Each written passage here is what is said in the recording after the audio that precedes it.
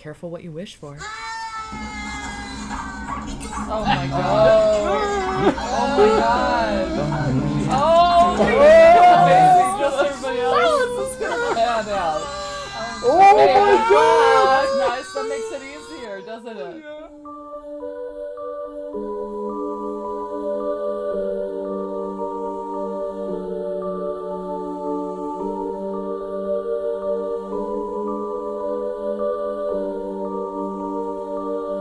Hello, everybody.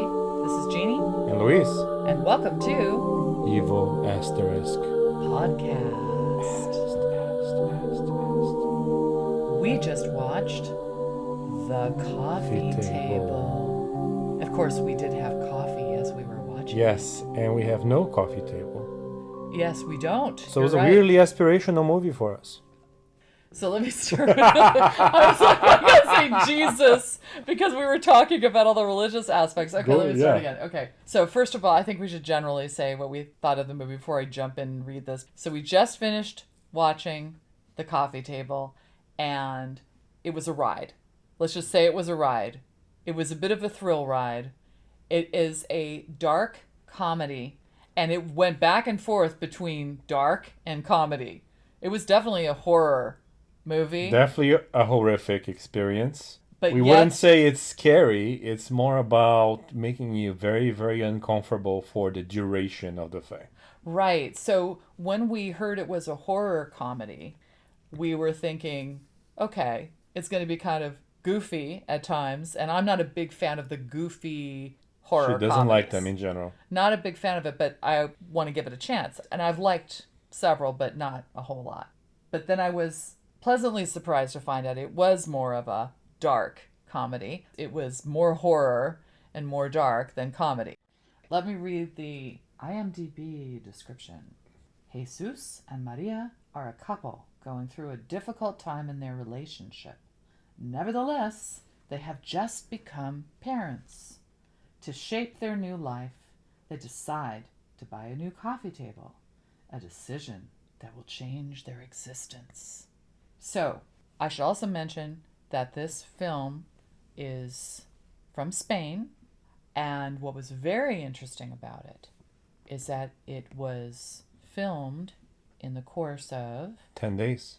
As far as the timeline in the film itself, it only takes place within a few hours. We realized as we were watching it, oh, it's probably not going to shift from this location. It's going to stay here. It could be a play. It was very well done. And the way humor was used was just brilliant. Brilliant. It's a taut, well-paced thriller with very intense horror elements that will crawl under your skin throughout this almost 90 minutes of duration. Yeah, it's surprising. Not telling you the main thrust of this because we don't want to give this away until the spoiler section. When something happens that is horrific in this film, we, as the audience, felt guilty. And that was brilliant. And we will explain that in the spoiler section because I think that that is probably the most brilliant part of the film. And as we continue on, we are taken on a journey, and one character, we are following that particular character and going through what this character goes through. Yeah, I think now is probably a good time to kind of talk about the setting or the basic setup of this thing. Yes. It opens with this incredible shot of a woman screaming. She's giving birth. She looks like an old witch, basically. That's what I was thinking. And she looks like that throughout the movie. And this is like one of the heroes, You're quote unquote, mean to of the this thing. thing. You can't I'm be not. mean to the But I mean, actress. it was a choice. I think they were specifically trying to make the main female character seem witchy. Like Luis said, not only was she screaming in a way when she was giving birth that made her sound witchy, even in the captions, because we always watch with captions, it says maniacal laughter. So later on when she's laughing, she has a laughing fit at some point in the film. And it says maniacal laughter. It is so uncomfortable and so witch-like. And she sounds a lot like, she has a lower voice. She sounds, I even mentioned Shogre Agashtalu, Yeah. which I don't even know if I'm pronouncing that correctly. That's pretty good. But she has that lower, very, very low voice. Much lower than I. Right. She goes way down. It was clearly trying to get that across. I was gonna make That my was Downton Abbey interesting. impression again. Lady Lady Mary. Mary. Well, her name is Mary. Yeah. Yeah, So- or Maria. Maria. Yeah, so No. this couple, they're together. They have a newborn baby of sorts. But anyway, they're at this furniture store. It opens up looking at this kind of hideous upscale coffee table with two statues of naked women in a very Art Deco kind of way, or trying to look Art Deco. Right, and when you say upscale, I would say that it's trying to aspire Yeah. to the upscale. Gauche, It feels very, you yes, know? gauche is the perfect word. There's this older salesman really trying his best to sell them a coffee table. The husband, for some reason, latches onto the thing, and the wife is clearly saying, I don't want it, it looks ugly. There's something pushing the husband toward really holding his ground, like picking that hill to die on and get that thing and Right. buy that table. Right, and you realize during the course of the conversation, which is brilliant, with the salesperson, that you side basically with the wife, even though she's getting kind of nasty about it. She's giving all the reasons why would we ever get this coffee table? It doesn't make any sense. And I think the audience generally agrees with her. And so we wonder, why is the husband doing this? And as Louise said, he picked a hill to die on, because it's clear that during this conversation at the beginning of the movie, we realize that the husband feels maybe emasculated. So he's using this as an opportunity to make a choice. And he pushes the choice. And of course, it's like 2 against 1, because the sales And he's a guy, person, yeah. he's also another guy, wants them to buy it. And it's funny, we watch these 3 people in this furniture store, which basically seems vast but empty, devoid of other customers. It does not look like IKEA, let's just say that. It looks like very low rent. Almost like a big warehouse. And these 3 people are looking at this one table in the middle of this gigantic store. And the guy says at one point, I gotta get back to my other customers. And we laugh because there's clearly no one else in the store. There's a lot of humor in this conversation between these 3 people. It allows you to feel, okay, this is going to be a funny movie. You're not really sure where the humor is going to take you, and you are definitely incorrect if you think it's going to be some slapstick, goofy movie. But it definitely shows levity at the beginning. And I have a confession to make. I sided with the wife on the argument side of things, but in the end I sided with the husband, and I wanted him to buy the stupid table, to stick it to her. She was being domineering, and she didn't have a right to just veto the thing altogether. So in a way, secretly I was rooting for him to get the table, not thinking in terms of plot, but just thinking in terms, oh yeah, you go, man, you do it. But I really do think, and this comes back to this meta idea, I think this is brilliant. We are supposed to side with the woman, Maria, who is the wife and mother. We're supposed to side with her. And then we're supposed to not side with her. It is definitely a manipulative conversation. We know that this film is called The Coffee Table. We are curious about the coffee table. So ultimately, we do want the husband to prevail. And he also just seems like a nice guy. A nice guy, yeah. And we're like, oh, we want him to win the We argument. want to side with the easygoing one, Even know? if we think the table is ridiculous, we want to side with the guy, and then we know it's called the coffee table. So we know ultimately that they're going to purchase the table. There's no spoiler there. No. So of course they buy the thing. He kills himself, dragging it up like who knows how many flights of stairs. And there's that trope. You often have these scary movies that show from the top this sort of winding staircase, and you think someone's going to fall. It's a similar idea, but yet it's used to show humor in this case, which is this guy trying to take this unwieldy box and push it up multiple floors through the same horror trope. We see him struggling, he gets in, and he basically is going to start assembling this. But the wonderful aspect of the credits is that they look like an IKEA manual. It's brilliant. The credit sequence shows pages of instructions for this table. And within it, it also shows the credits for people that work on the film. So it was fun. And again, it brought that humor into view. As we look at the credits, we think this movie's going to be funny. We're like, okay, we're relaxing, but it's also going to have horror elements. So the tone at that point feels much more comedic than horrific. The name of the table was definitely a reference to IKEA. It's Table is also a pretender. Swedish company, so they are making fun of IKEA. Yeah, absolutely. So this guy is, killing himself assembling it, and it's impossible, but he's doing it. And then at the very end, he realizes he's missing a screw. And the problem is that this one screw that's missing is the one that is used with 4 others to place the glass top securely on the table. And it's Right. missing one screw. So there's a whole subplot about him trying to get this screw and calls the salesman. For some reason, everybody's in love with this guy. Neighbors love the main character, Jesus. The salesperson seems to be attracted to him. Right. So he calls the salesman, and after going back and forth, finally the salesman agrees to come by and bring the screw to him. What was really interesting about this movie is that we follow, as I said, one character throughout, Jesus. We basically follow him throughout most of the movie. He sort of grounds the story for us because we have information that we share with him. And what was really interesting is the use of other characters, conversations, events, subplots, and other little things. The duration is probably just a few hours. It basically starts at the furniture store and it goes through an evening event. So it goes through just a few hours. During that time, there are different things that happen. Maria is at a store and she runs into someone that she used to know, and that woman is there with her daughter, a teenager or preteen, and Maria says, last time I saw you that we were a little baby or you were tiny. And you can tell that they haven't seen each other obviously for a while, and they talk about various topics, but while they're talking, you're feeling uncomfortable because you have more information.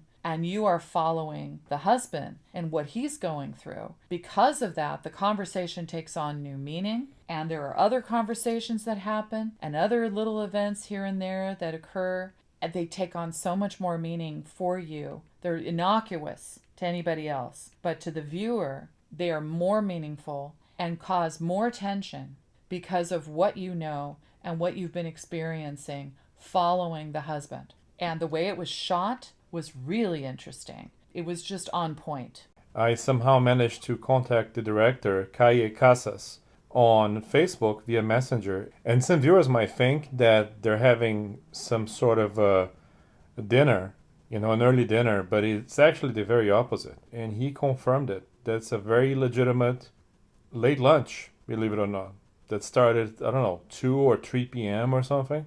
And just, went late, and by the time they're done eating, it's kind of getting dark. As you know, the movie is definitely quite dark by then, so it kind of matches. So there were a very small number of characters in this movie. We had the husband and the wife, who are the parents of this little newborn. And as we mentioned, their names are Jesus and Maria, which is like Jesus and Mary, which we thought was very interesting. And we also have, later on, his brother and his brother's girlfriend. And another interesting set of characters are the neighbors. There's a 13-year-old girl who lives in another apartment in the building, and her mother. I don't know that there's a man in the picture. Doesn't seem to be the case, yeah. No, I think it's a single mom. So I know one of the things that Luis wanted to talk about was how everybody seems to love the character of Jesus, except for his wife. They're kind of estranged. They don't really get along and they don't seem very close. And clearly we find out in the initial conversation, even with the furniture store guy, I believe we find out that he didn't want to have children. Yes, Yeah. He throws that in her face. He's complaining about the name of the kid, which is Caetano in Spanish, basically. She pushes the name, she throws it in his face that he didn't want to have kids. Right, and it's her grandfather's name. Yeah, that's what it is. And then the salesperson says, oh yeah, that's my name too, which I thought was, again, another way of trying to get on the wife's side to get her to agree to buy the table. The wife needs to go out to buy ingredients and wine for their meal. And while she's out, he's home alone with the baby. But the thing is, when she's about to leave the apartment, she left the door hit a little too hard, and the baby, who was sleeping until now, wakes up and starts screaming.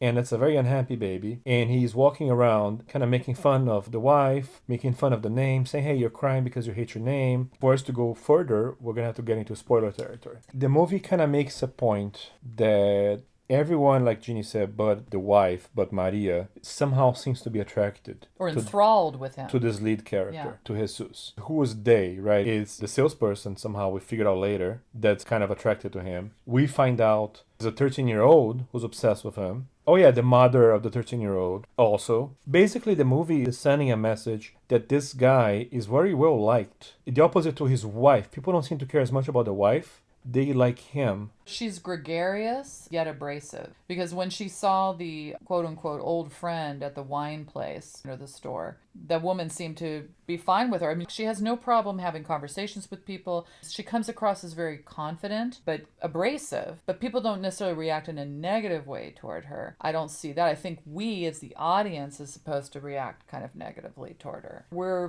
being told that she's annoying, but I don't see all the characters finding her annoying. The writing and the directing basically paint her as this kind of unattractive character that whose sole purpose in life was to have this kid. We don't know what any of them do for work, for example. Yeah. We have no clue. She feels very confident to me. She feels very like, I don't give a crap. I had a baby and I'm fine. I feel like she's borderline abusive in a way. This old friend, she says to her, oh yeah, just you wait. I think she was sort of saying, yeah, it's not going to be easy having this child. She was being very negative in some ways. Right in front of her daughter. Cautioning Maria about how difficult things are going to be. Well, Maria was trying to be really positive and, like Jeannie said, gregarious. I still felt some desperation on her part, trying to hold on to the dream. She was unhappy with her husband. That was the only thing I could get out of that. I wasn't feeling like she was unhappy with herself. Well, they didn't give us enough information about the relationship, other than the fact that she complains that she chooses everything, that she makes all the choices. And we should say this film is, in a weird way, even though there are a very small number of characters, it's plot-driven in a way, more than character-driven, strangely enough. Because of what ends up happening, there's an overarching thing that occurs. Everything sort of falls into place around this particular happening or incident, and we will talk about that in the spoiler section. And then you get more into the internal workings of the Jesus character. You don't necessarily get into the internal workings of the other characters. So I thought that was interesting. There's a little more superficial character development for the other characters, including the wife,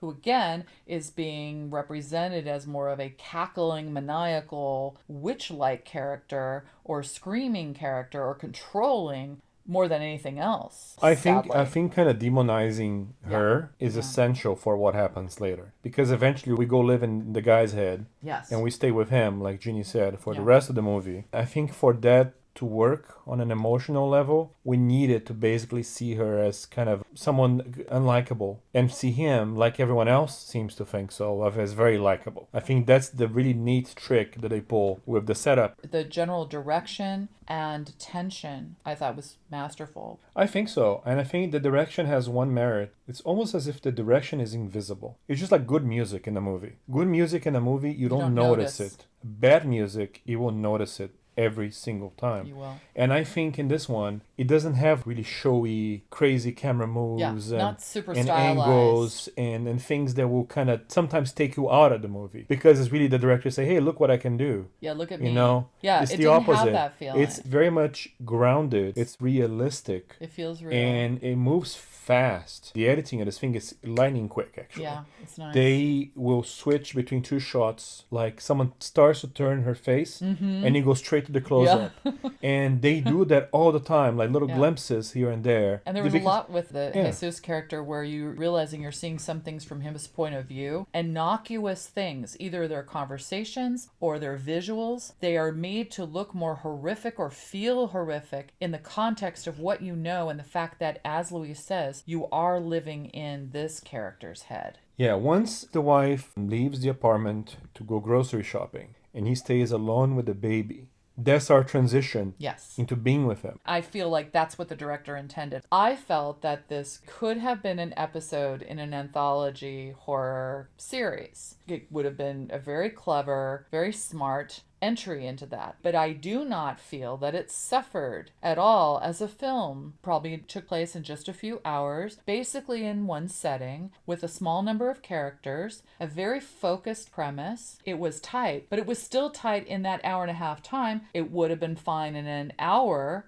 as well. But I think the way that this was directed made it work as a film, but I think it does have the dexterity. The writing was deftly done to the point where it could have worked in either context. So I actually say that that's to the film's favor. There's very limited scope in terms of locations, right? There's what, 2 or 3 locations max? Small number of characters. Yeah. A very focused, plot-driven premise that works really well as an episode. It's of a just series. perfectly realized now, and it makes sense why they only took 10 days to shoot this. It's just so well paced. It moves so fast, never too fast. The whole time, the entirety of the running time, you're uncomfortable and your skin is crawling. On the journey through the one character and that you're you're stuck following. in this guy's head, and you're like, I want to be anywhere but in this guy's head at this point. Then you don't know what's going to happen. And I think it's a problem-solving situation where you are stuck in Jesus's head and you're dealing with troubleshooting and problem-solving and how is everything going to pan out. And that is part of the tension. So it's been time for a while to go into the spoiler section. Are you ready? Yes, I am. All right, so let's get into our spoiler alert. Okay, here we go. Spoiler alert! Spoiler alert! 10, 9, 8,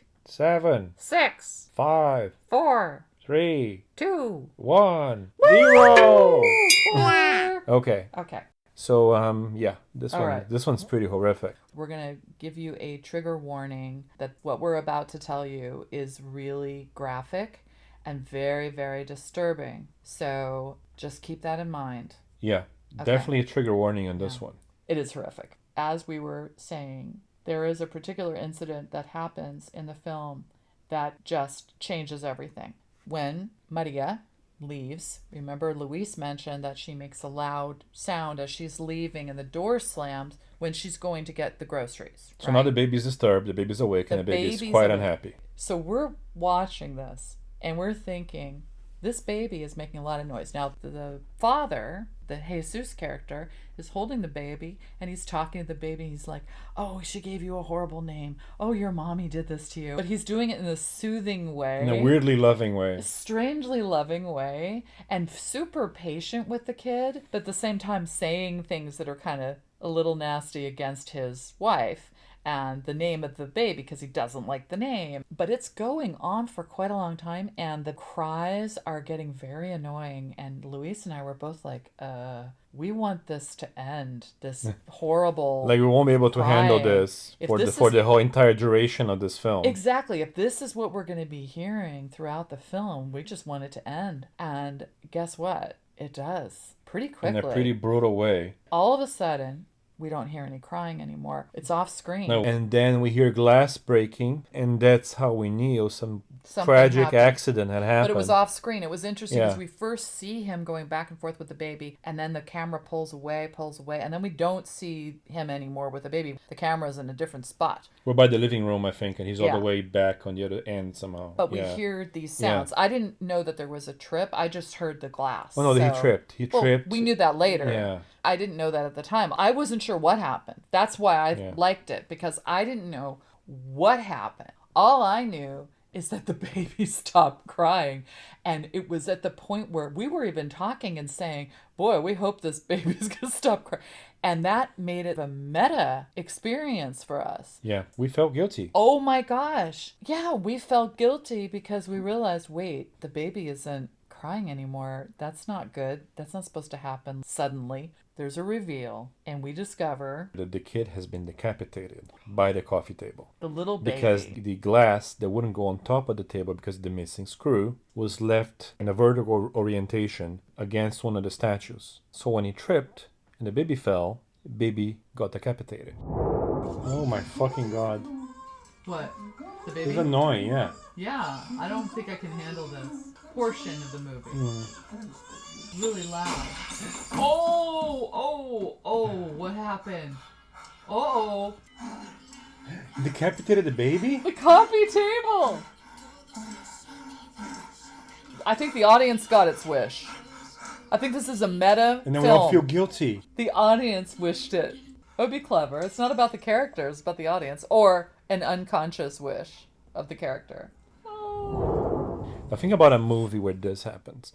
That's like one of the worst possible things that can happen. Ever. It's literally probably top 5 worst things that can happen to a person. It's horrific. And maybe some people just can't handle watching this one. The baby got decapitated and the wife is gone, happily on her way shopping. We already know before she meets Yeah. this old friend in the wine store or the grocery store that this has already happened. So Yeah. this is when we And- start being taken on the journey in Jesus's head. Yeah, Jesus is home with an impossible situation. And we're just like him. Where does this go from Right. here? How can you get over this? It's not a murder, but it's an accidental death. And it's a horrific And a horrific death. So he's in shock for a good chunk of it. And finally he starts trying to clean up the blood. You don't really know what he's trying to do.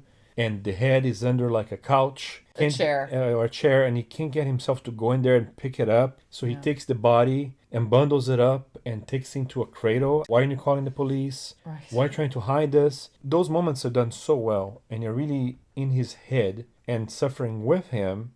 And now you start to suffer for the mother. So that's why it's so brilliant that we Right. were so annoyed at her early, because now we say, okay, she's a mother. She's going to go through the worst possible thing that can happen to a parent. And she has no clue what's going on. We also should mention that the salesperson, one of the main things he said is this glass is unbreakable, and made a big deal about the fact that it will never break. He's got this major problem right now, trying to figure out how to handle the fact that his baby, his son, has been killed by accident, but he feels, of course, responsible because he's the one that tripped and the baby got decapitated. So he has that to deal with. But there's also something else that he's had to deal with that we didn't tell you about. Another spoiler, which is a subplot. The 13-year-old girl has told him that she is going to tell his wife that he kissed her in the elevator. I think the movie in the beginning wants us to side with him and saying, oh yeah, she's just a teenager. There's no what she's talking about. I'm kind of siding with her at this point. Did he kiss her in the elevator, or was that a blackmail thing? We don't know. He said he didn't. I thought she admitted that he did not kiss her. I thought she was using that as a way to get him to tell his wife that he's going to leave her and be with the 13-year-old. Before all this horrible stuff happens, we find out that she has been communicating and having some relationship, so to speak, with Jesus. But the relationship seems to be initially her having a crush on him. She's very young. He's a good-looking guy. She likes him. She may not have a father figure. And then she had asked him to send her some poetry because she was working on, I think, a school project. And she asked for a very specific type of poetry. And he went ahead and sent it to her. So we kind of wonder, why would he send it to her? Even if it was for a school project, that's weird. It's not poetry he wrote. He took it from a well-known poet. Yeah. But it was almost like she was gathering that in order to blackmail him, have some evidence that he was sending her love poems, even though he didn't write them. Luis and I were commenting, why would he send her anything? And why would he be talking to her at all? So we were already siding with her because what is he doing giving in to her asking him for that stuff? And why is he sending her poems? And why is he even talking to her? And this thing about in the elevator, maybe he did kiss her, but I think that we knew in the film that he said, I didn't kiss you, and then she said, well, I'm going to say you did. Yeah, because we were talking about how dumb it was for a guy in his position, a married guy, to have some sort of DM situation with a 13-year-old who lives in the same building as he is. It's basically predator behavior. Yeah. So what kind of man would even be in this situation? So that was bad enough. But the movie paints him as a likable guy and paints the wife as the unlikable one. And then also paints the girl as somewhat unlikable. Yeah, she has an abrasive quality as well. Jesus, so it's almost like he's Jesus being martyred. Yeah. And apparently all these female characters are doing him wrong in some way. There's no way that you would want any man dealing with a 13-year-old girl. That's horrible. Yeah, it's just wrong. A little warning light goes on, but the movie's kind of telling you, hey, this is a cool guy, everybody likes him, he's a nice He dad. means well. He means well, and she has a crush on him, and she's kind More of trying about to she- twist things Yeah. to entrap him and force him to leave Right. his wife. And I think that once we go to the next stage of the story, where basically instead of immediately telling his wife about what happened, he takes the body into their bedroom and tells the wife as she comes home that the baby's asleep. That kind of tells you And something. don't disturb the baby. So their relationship with the 13-year-old, which she should know about right away, is kept hidden. Right. And now the terrible accident with their baby Right. is kept hidden. So the movie is basically telling you, hey, maybe you really should trust the girl that there's something going on. Why are you so automatically siding with the man? And the girl, she wants to, quote unquote, run away with him and is wanting to make sure he tells his wife about their relationship. That was the conflict that we were introduced to right before this horrible thing happens to his child. We're already wondering where that's going to go.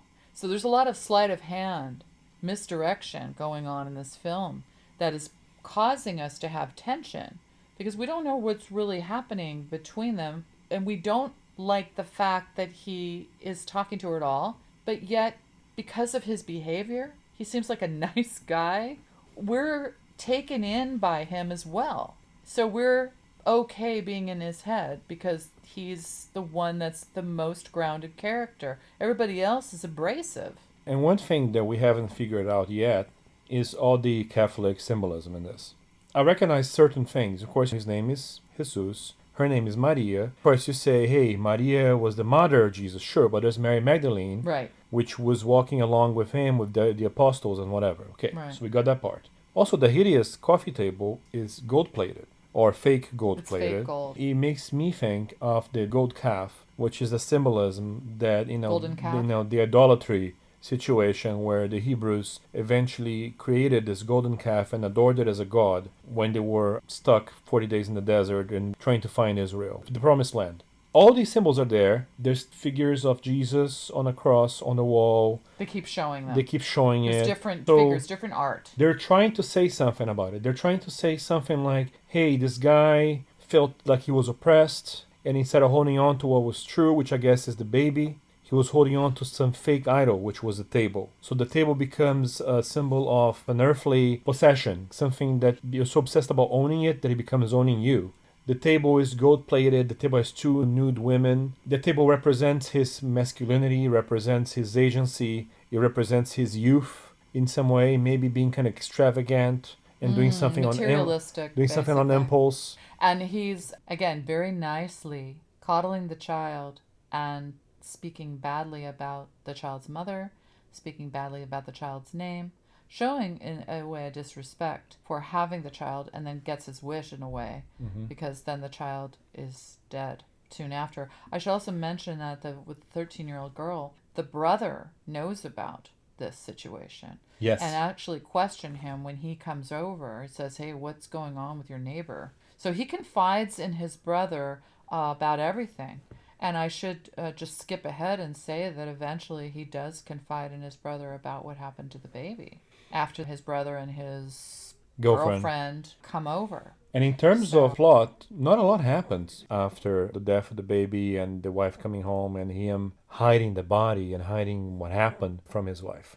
What's interesting now is that, of course, those little things that were put in motion, they start to happen. So she comes back and he's been covering up. He took a shower, he's cleaning, he's doing all kinds of things. And you're just in his head thinking, what is going to happen here? She tries to go into the room several times to check on the baby. He stops her. He figures out various excuses. He grabs one of the baby monitors and brings it out. He's not letting her go in. But the main thing that happens when she comes home is that he tells her in a very sad way, he's not ready to say anything about the baby, and he never does to her. He reveals that the glass broke on the table. And he's very serious. And she's thinking, that's what you're so serious about? Because she had been trying to talk to him. Yeah.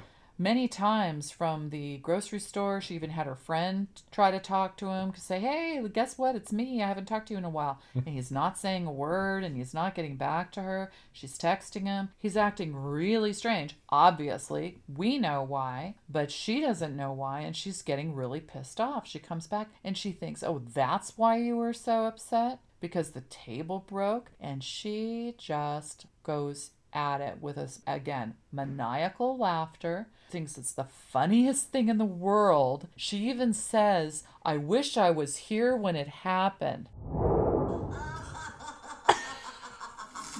She's scary. She's like a witch. Oh my god.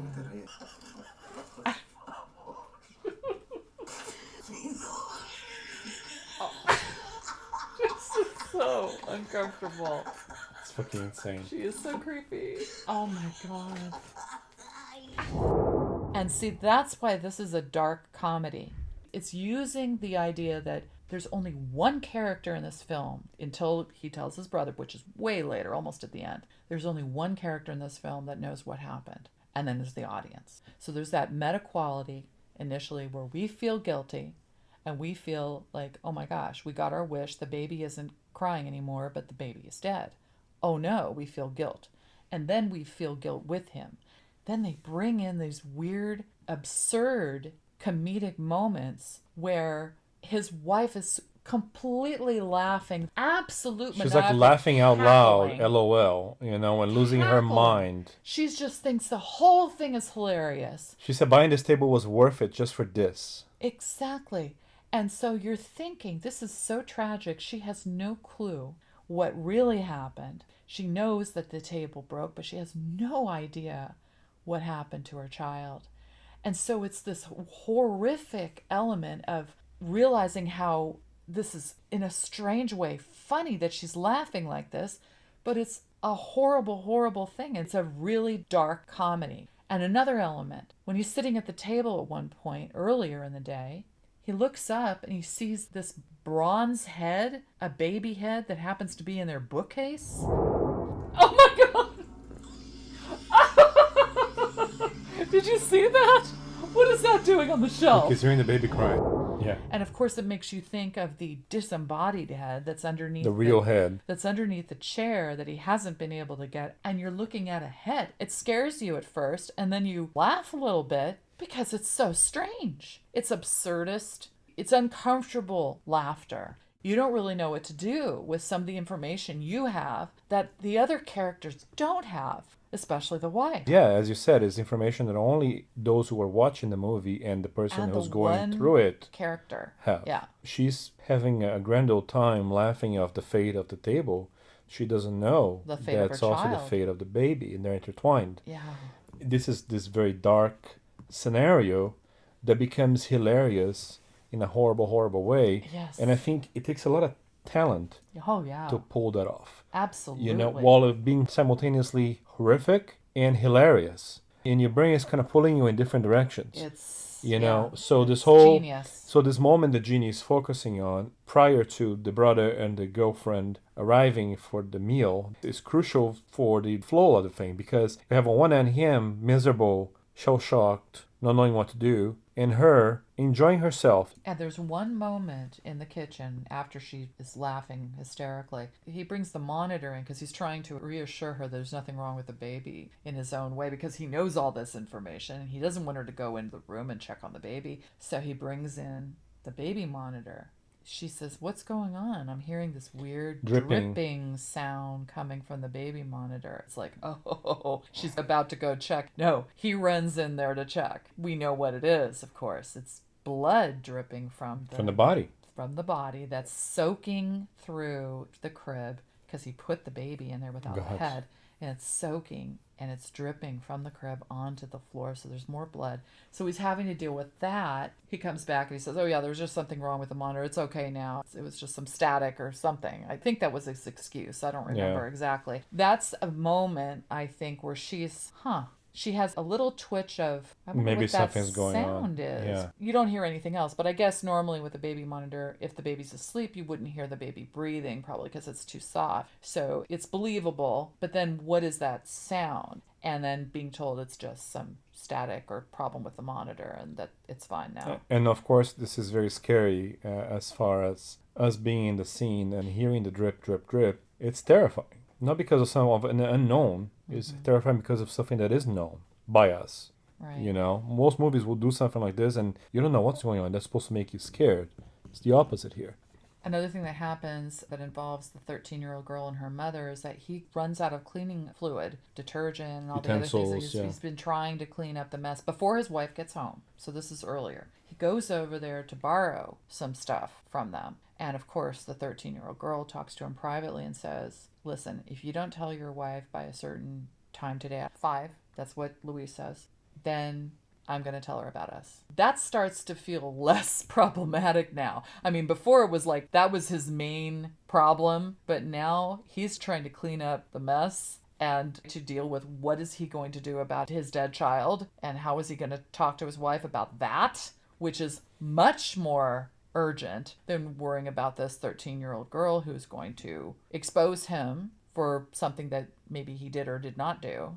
So that comes into play later because she shows up later on after the brother and his girlfriend show up. Maybe we should talk a little bit about the brother and the girlfriend and what happens during their meal. Yeah, the next big thing that happens in this movie is the brother and the girlfriend arriving. The brother's name is Carlos. Carlos. So we have Jesus, who is the main character here. His brother, Carlos, comes over with, I believe her name is Cristina. They say Chris. Chris for short. This particular movie, The Coffee Table, does not give us any information about what do they do for a living. Clearly, the main characters, Jesus and Maria, live in an apartment that they inherited from a grandmother. They didn't buy that thing. No. They're having this middle-class life, maybe upper middle class, probably middle class. It's a nice apartment. It's nice.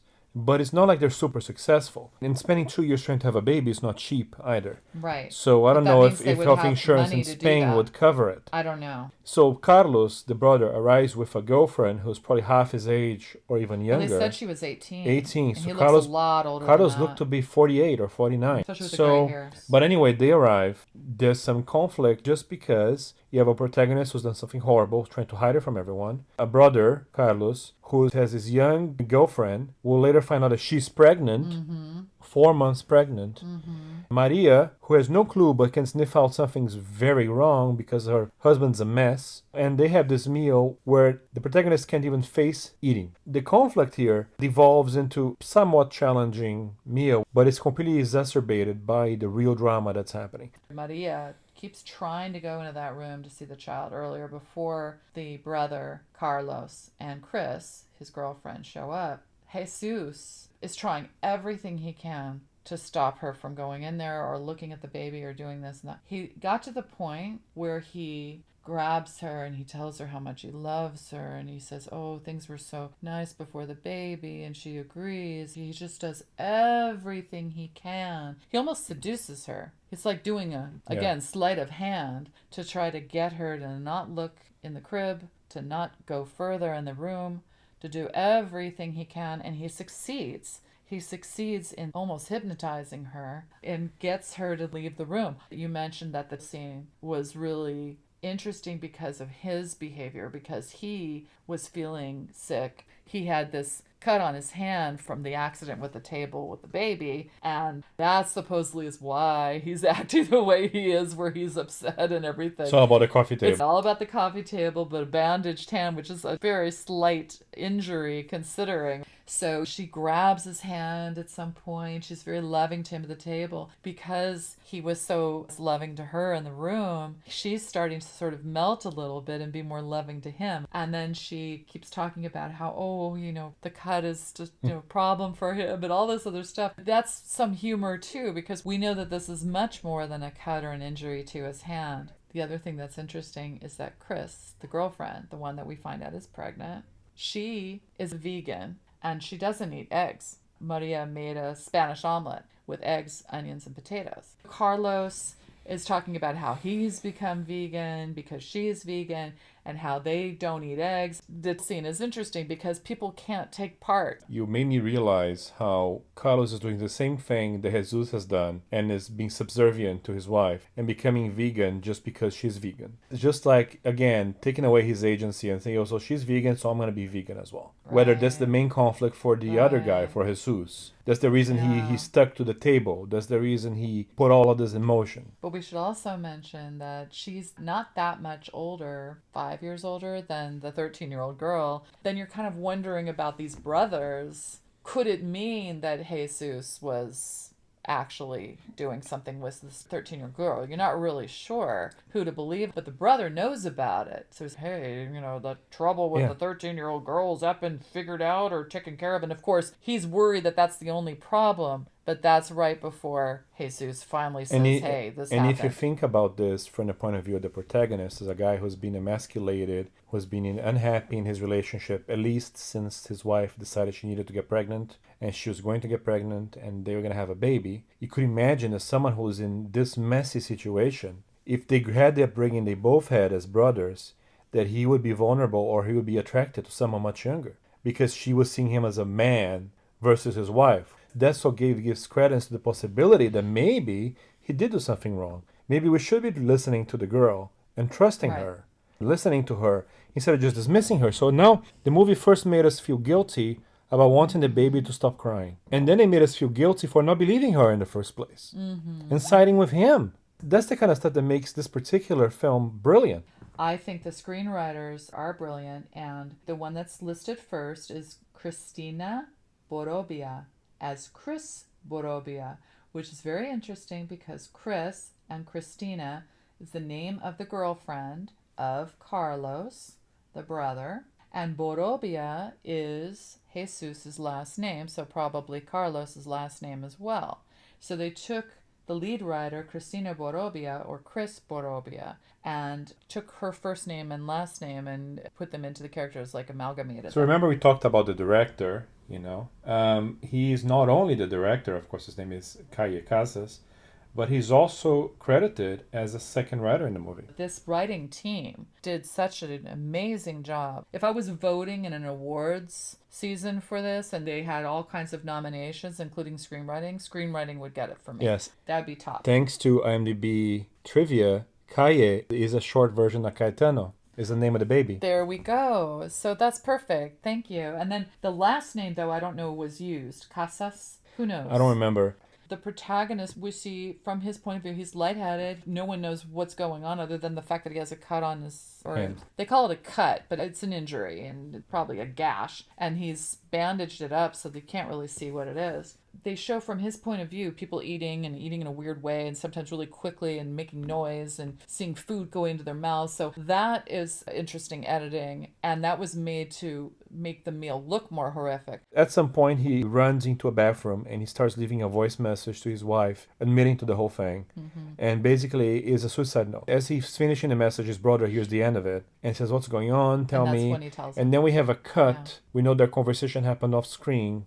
And they're in the room. And they're in the room, and he's telling the brother, he's telling Carlos, don't look at it. Why do you have to look at it? And Carlos goes and still tries to look at it, the body. Right. Horrified, starts to lose his mind. He actually is trying to figure out a solution to the problem. He says, okay, I'm going to think about this. Give me a moment. Let me think about this. Let me think about it. And he knows that the head is under the chair because Jesus tells him. So he's actually trying to solve the problem. And so we're thinking, how is he going to solve the problem? Well, that gets interrupted with the 13-year-old coming to the door to tell his wife, and she says, your husband kissed me in the elevator. And right at that moment, she's with her dog. The dog runs in, and guess what?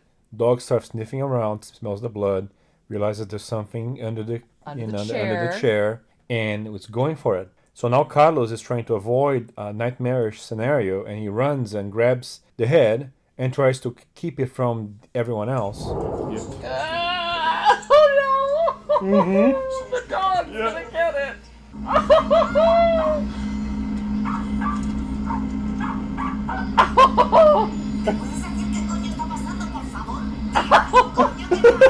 Oh my god. And the then dog bumped it with his snout or something. No, the dog is getting to it, so Carlos grabbed the dog and pulled him back and grabbed him instead and stood with his back toward everyone, and then it's obvious that something happened because Maria sees the blood and it's like, what is this blood? Right. What's going on? What is the And dog? Maria ends up with the head in her hands. Well, basically she says, let me see it, and Carlos, no, grabs it. you don't have to see it. Yeah. So she grabs it. Oh my And she God. grabs it and she goes outside on the Yep, veranda. on the veranda. And we're like, oh shit, she's gonna jump. Yeah. So she jumps off screen. Yeah. We know she's gone. Really interesting direction there because they show her there and then you don't see the balcony and then you see it again and it's empty. So that was nicely done. I don't remember the last shot before we go down to the ground level. But Yeah, basically, I think that's when Chris throws up and there's Oh, yeah, all Chris kinds of... yeah. It's just chaotic. the It's chaotic. 13-year-old girl was like losing her mind. Right. Later they said she had a panic attack or something like that. But now, everyone's on the ground. There's a bunch of looky-loos with their phones taking footage. The cops say, oh yeah, they both jumped. Maria jumped with the head. I guess the body's in the apartment still. Tragedy, right? Massive tragedy. If you think about it, how else could this thing end? Carlos is in a police car staring into space. The cops he keeps saying one thing. The coffee table. The coffee table. Which is a much longer expression in Spanish, by the way. This ends with the police car leaving the scene. As the police car leaves, we see the coffee table, but behind the coffee table is the family of 3. yeah. So you see an angelic portrait, a tableau. Maria looking up toward her husband. Their husband's holding the baby. Kind of embracing her and holding the baby. And holding the baby. It's like this beautiful scene. And the coffee table in front of them. And the coffee table's there. It's like the afterlife with the coffee table and the way things could have been in the happy afterlife. It did look religious when you think of it. Kind of was. Well, and then you see the coffee table there with them without the glass cover. So it's not like it's the idealized version of the coffee table. It's basically they're dragging the coffee table with them to the afterlife.